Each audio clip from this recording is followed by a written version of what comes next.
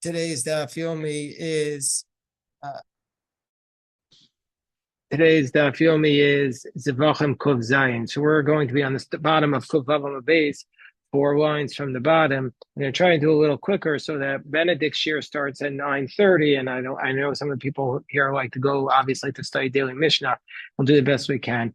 The daf yomi was discussing what's the source for the idea that there's a prohibition to slaughter an animal, shchita b'chutz, outside of the courtyard temple. The Gemara had suggested one of the explanations was that it was a kal v'chomer, that just like you can't slaughter that we had tried to learn out from a kal v'chomer. So the Gemara and several different kal v'chomers were suggested. So the Gemara says, "V'chimatzirin min adin." Can you make a? And we know that in order to do something, you need both a punishment and an atzara, a prohibition. Gemara says, can you find a punishment from a kal v'chomer? We don't a prohibition from a kal v'chomer.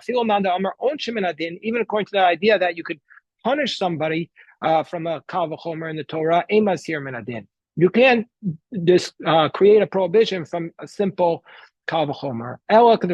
So the Gemara says, what's the source for the idea that if somebody slaughters outside the courtyard of the temple, that we're going to say that it's prohibited? Ella, the source for it is Rabbi Yochanan. Amar Asya he makes exer shava. Mala alon lo anish. Just like by Allah, there's no punishment unless elam kain hizir, unless there's first a prohibition. Afkan also by shlitas chutz lo anish elam kain hizir, unless there's first a prohibition. So it's derived from a exer shava. On the top of 107a, Rava says a different explanation. Could Rabbi Yonah, the Amar Rabbi Yonah, Asya sham.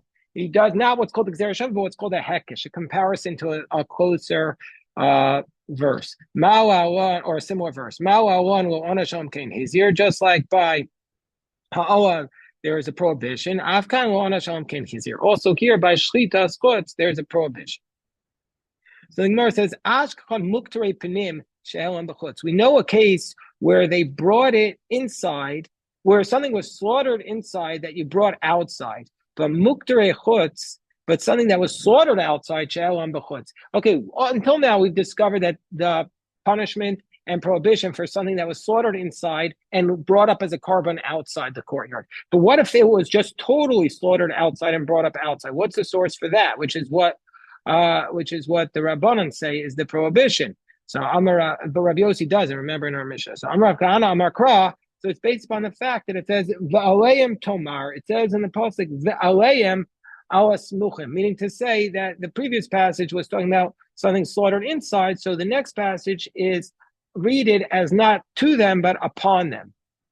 So Maskef Rava Miksiv Aleim. It doesn't say upon them. Aleim Ksiv, speak to the Bnei Yisrael. So that can't be the source. El the Tanin Beir Shmal V'aleim Tomar La'arev Parashios, meaning to say it's with a vav that you hold, that you connect the two passages. You connect it to the previous paragraph, which discusses slaughtering inside, and now we have also slaughtering outside. Rav Yochanan says, Asya hava. No, we do exera shava from the word hava. Ma'alon muktare chutz, just like in the passage where it was. So ma'alon, just like by shchute chutz, you're liable if it was slaughtered outside the Azara. Also by Allah's chutz, Afkan muktare chutz. So that's the source for it. Maskef for Rav Bibi, so Rav Bibi challenges this. But if that's the case, if you're saying that there's two separate prohibitions, one is something slaughtered inside the temple and then brought outside, and the second one is something slaughtered outside that's brought up outside. But if that's the case, the Mishnah in Krisos, which lists 36 prohibitions for which you get kares for, if these are two separate ones, you should get 37. So that's what the Gemara's question now is. So Maskefwa Rav Bibi had the Tanan Shloshim Shesh Krisos B'Torah plus a Mesheva. I mean, it should really be 37. Because we have this concept of one who slaughtered something inside and brought it outside, one who slaughtered something outside and brought it outside. The Gemara says, yeah, that's a question. That's a little bit difficult. Kasha. It's only a little bit difficult because you could say that they're both included in one. Rashi discusses why we wouldn't say that here. V'hadit tanan. So now the Gemara, like tangentially, okay, what about hazorik miktastam b'chutz chayav? Let's say you sprinkle some of the blood inside, and you sprinkle some of the blood outside the courtyard. How do we know you're liable? Minah, what's the source? Nafgoemi detanya. We learned it out from the following brisa. Dam yechashev. It says in the pasuk Dam yechashev l'rabos hazorik, to include somebody who does a sprinkling of the blood outside the courtyard of the temple. Divrei Rabbi Shmuel. Whereas Rabbi Kiva Omer O Zevach. It says in the pasuk. It says he learns that from the fact that it says in the pasuk, "Asher yala ola o zevach." That's what we learned from Rabos es hazorik. This comes to include one who sprinkles outside. So according to Rabbi Shmuel, learns that from Dami Shafech Hay o Zevach. What does he do it from Hay o Zevach? He says that teaches us l'chalek. That teaches us that you're liable both if it's an ola or if it's a shlom, because it says yala ola o Zevach. So how does Rabbi Akiva? So how does Rabbi Akiva know you're liable with either one, and you don't have to do both? He says nafkulai mi lo yavienu. He learns it out from the fact that the pasuk says al pesach al moed lo yavienu, meaning say either one. Rabbi Shmuel, whom he by away, Rabbi Shmuel says though the words lo yavienu to teach us al shalem hu chayav ve'eno chayav al chaser. He say Rabbi Shmuel learns it out to teach us that you're only liable for shalem if the animal is complete, but not if the animal is chaser, but not if the animal is missing something. So what is that chaser? What is it missing? So Rashi tells us that later on we're going to have a dispute about this, and this is on 108b. One position is that it's missing a limb, and one says that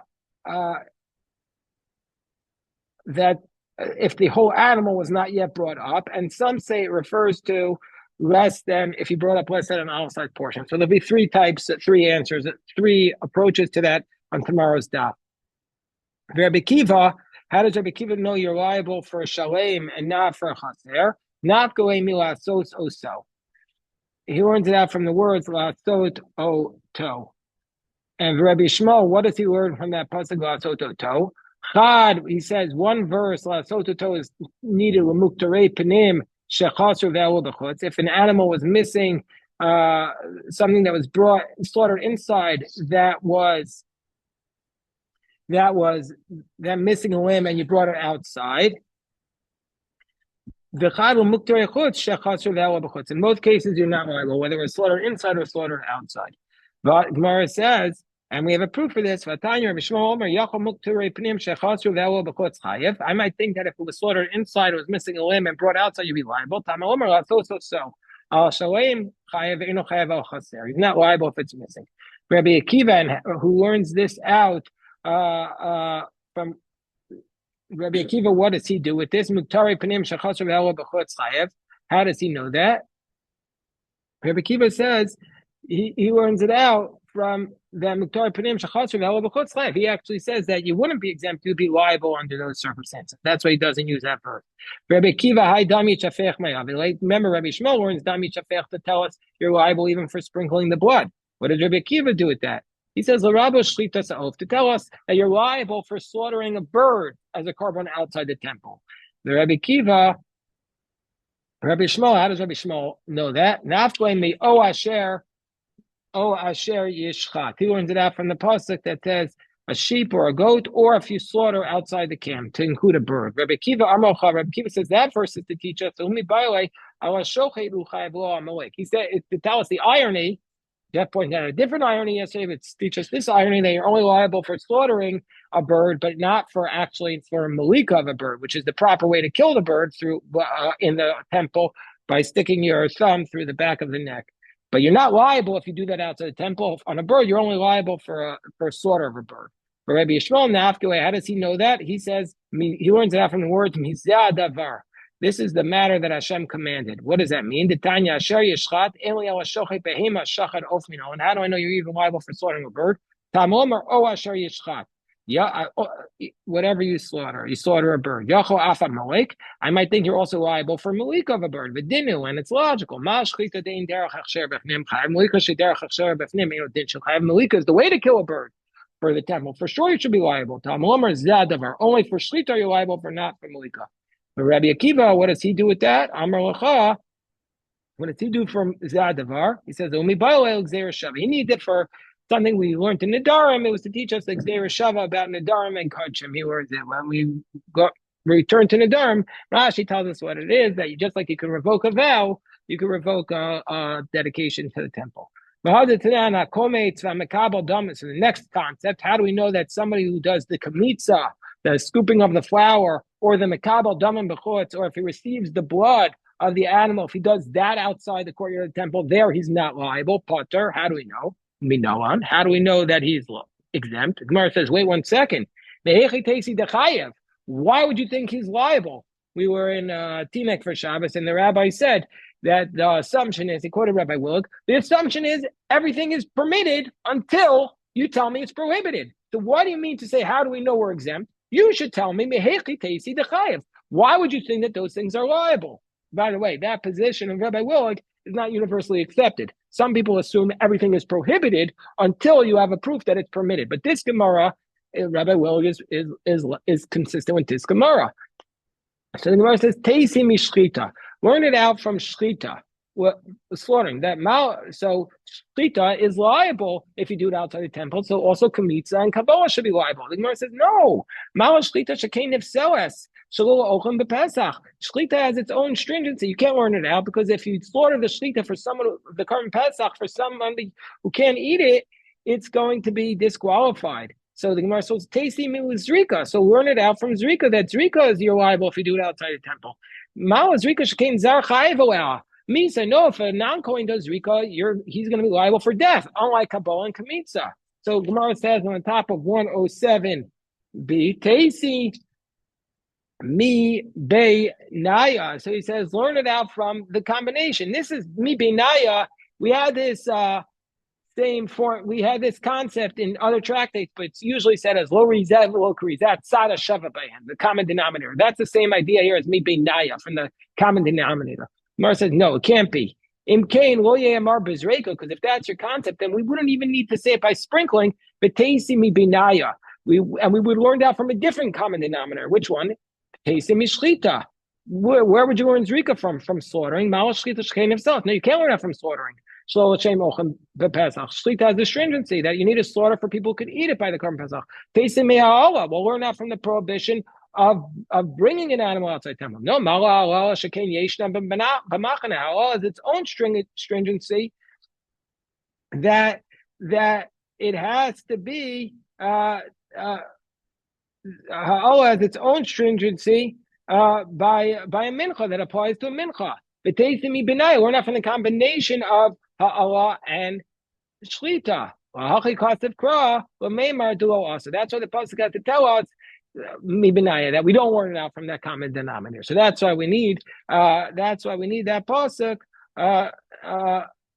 of sprinkling outside. But the other concept, we have no source that it's prohibited, so therefore it's permitted. Amar Rabbi Avo, Shacha v'Zarak l'divrei Rabbi Shmuel chayev achas, l'divrei Rabbi Akiva chayev shtaim. According to Rabbi Avo, if you slaughtered the animal outside the courtyard and then you sprinkled it, according to Rabbi Shmuel, who learns out the obligation of sprinkling the blood from dam yechashev, dam shafach, chayev, he's only liable for one because both of them, it's one hazara and one punishment. Whereas Rabbi Akiva, who learns it out from O Zevach, chayev shtayim. One is for the shlita and one is for the zrika, because it's two separate chiyuvei kares. So therefore, it's two separate prohibition. So the Gemara says, Abai Amar Filu Rabbi Akiva Eino chayev elachas. Even Rabbi Akiva, you're only liable once. Amar Kra Visham Taaseh Kasu V'Echad L'Kulan. Avoda achas, meaning to say kasav asan l'kulan avoda achas. The Torah, by using those words, Shamta says they're all one prohibition. Zarak v'hela, but let's say you sprinkled and you brought it up with divrei Rabbi Shmuel chayev shtayim. Even according to Rabbi Shmuel, you're liable for two. One is sprinkling the blood, and one is bringing it up. But with divrei Rabbi Akiva, eno chayev achas. According to Rabbi Akiva, who learns it out from the pasuk of O Zevach, he's going to say you're liable only once. Because the one prohibition includes both sprinkling and bringing it up. Abai says, even according to Rabbi Akiva, you're liable for two, That's why the pasuk distinguished it. Sham taweh v'sham taseh to say you're liable to. Shacha v'zarak v'hel. Well, let's say you slaughtered it, you sprinkled it, and then you brought it on the altar with one forgetting. Both according to Rabbi Shmuel and Rabbi Akiva, you're going to be liable for two.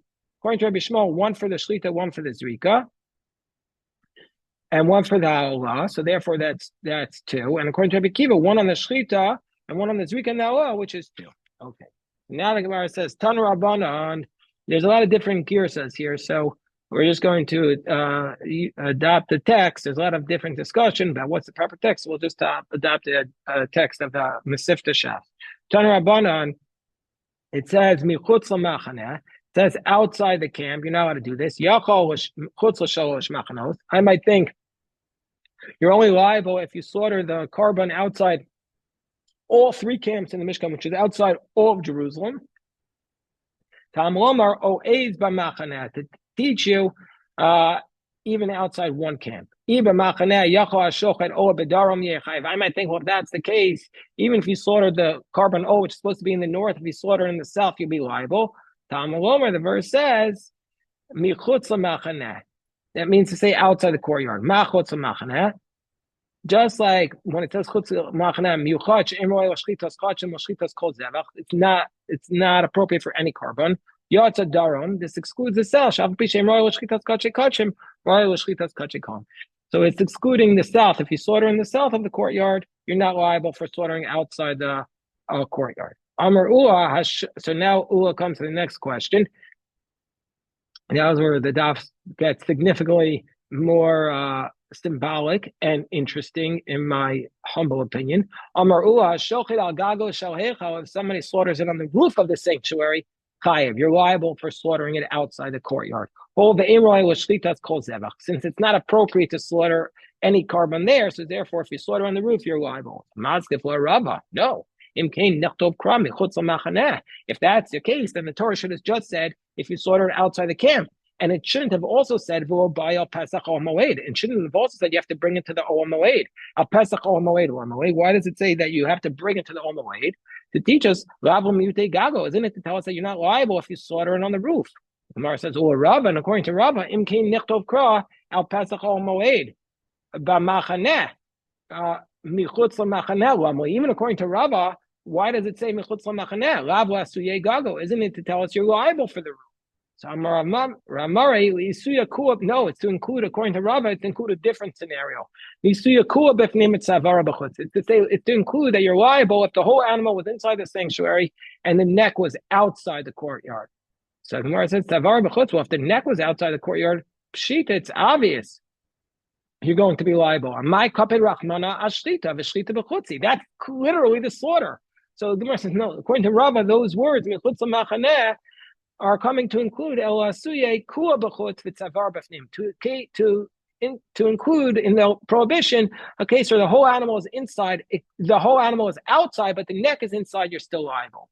So now the Gemara says, this is a very classic piece of Gemara, which is often very much discussed, especially in the Zionist era, in Mar Hamal, but it was hotly debated even before the Zionist era. Itmar Hamala Bismana. Let's say you bring a carbon outside the base of Mikdash nowadays. Rabbi Yochanan Amar Chayev. Rabbi Yochanan says you're liable. Rish Lakish says you're potter. Rabbi Yochanan says you're Chayev. Why? Because Kedusha Rishona Kitchel Shata the Kitchel Atav. Because the sanctuary, the sanctity was sanctified not only for during the time of the temple, but even for the future.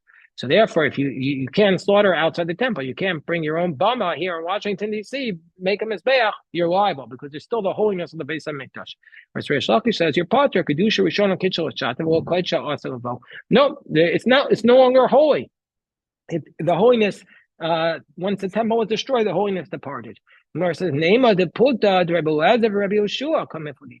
Maybe this dispute between Reish Lakish, who says it's not sanctified forever, Rabbi Yochanan, who says it is, maybe that's the same dispute as the Tanoim, the earlier Tanoim, Rabbi Eliezer, Rabbi Yoshua, the Tanan, Amar Rabbi Eliezer, and we're learning this on the Torah B'Tevis, where we're mourning the destruction of the temple. Now, what is Rabbi Eliezer, the Tanan, Amar Rabbi Eliezer, that we learned, and we already had this, you remember, in Megillah and in Shavuos.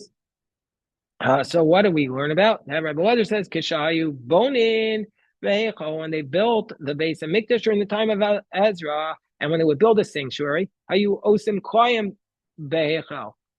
The Tanan, I'm Rabbi Elazar, Kishayu Bonin, Behechel, when Rabbi Elazar says Kishayu Bonin Behechel, when they were building the sanctuary in the time of Ezra, Hayu Osim Koyim Behechel, they would make curtains in place of the walls of the sanctuary until the walls were built. We'll see why in a moment.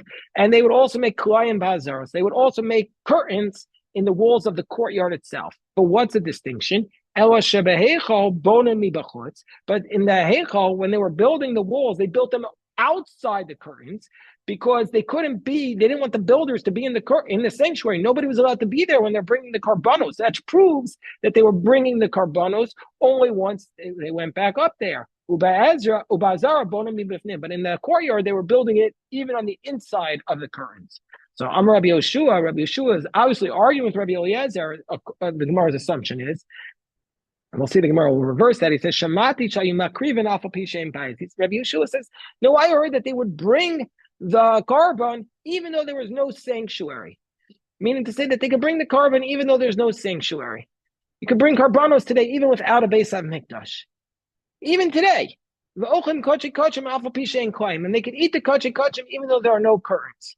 And kachim kalam meiser sheni aval pisha and choma. You could eat the kachim kalam meiser sheni even though there's no walls. Meisha kedusha rishono kitchel ashaita v'kitchel asel level, because the sanctity is there forever. And so therefore, isn't the assumption that he's arguing with Rabbi Eliezer? That Rabbi Eliezer says no, they had to put up curtains so that you could eat the karbanos. And Rabbi Yeshua is saying, no, they didn't need the curtains to put up the karbanos. The karbanos were there right away. So basically, you don't need the curtain according to Rabbi Yeshua. So Rav called the Rabbi Elazar Savar. So it must be that since Rabbi Yeshua says it was sanctified forever, like Rabbi Yochanan, must be the Rabbi Eliezer's other position that low kitchen wasn't sanctified forever and was only sanctified once they put up the curtains. The Gemara says, no, Amarle Ravino Ravashi Mimai. How do you know that that's a dispute? Dilma the Kulay Alma, Kedusha Rishona, Kitchel Ashat, Kitchel Asagov. Maybe everybody's at a position like Rabbi Yochanan, both Rabbi Yoshua and even Rabbi Eliezer says it was sanctified forever. And by the Shamoy, Marmai the Shamoy Kamar, Marmai the Shamoy Kamar. They were just saying what they did. So the Gemara says, well, if that's the case, I understand why would they put up the curtains according to Rabbi Eliezer? So if it was already sanctified, why would they put up the curtains? What's the use of the Alma? The Gemara says, no, because you don't want anybody just looking at the sanctuary, looking at that spot. It's modesty. But both, the Gemara's conclusion seems to be that everybody says it was sanctified forever. And according to Rabbi Yoshua, that seems to be that you could bring a carbon even nowadays. But this was, the Chafetz Chaim said there are other reasons why you can't bring a carbon, but Rabbi Akiva Eger supposedly wanted to bring carbonos nowadays. So Ravid supposedly says you can bring carbonos. So there's a big, hotly debated topic whether or not you can bring carbonos nowadays. And obviously it has major political ramifications. What can we say? The minhag of Yisrael is to accept a psak that we don't bring. Because I promise you, if the Haredim thought that we should be bringing carbonos today, they'd be bringing the carbonos. So they don't care, obviously, about the Israeli authorities and the military or the police. They would figure out a way to do it. But clearly the assumption is the psak, the de facto psak, is that we don't bring carbonos nowadays. Even though Rabbi Yeshua said he heard that they used to bring it. It's interesting. He says shamati. Who did he hear from? He doesn't tell us. But he also says that they did it. Not that you can, but that they did it. Oh, okay, we'll stop here so we can attend Rav Benedict's shir. Baruch Hashem.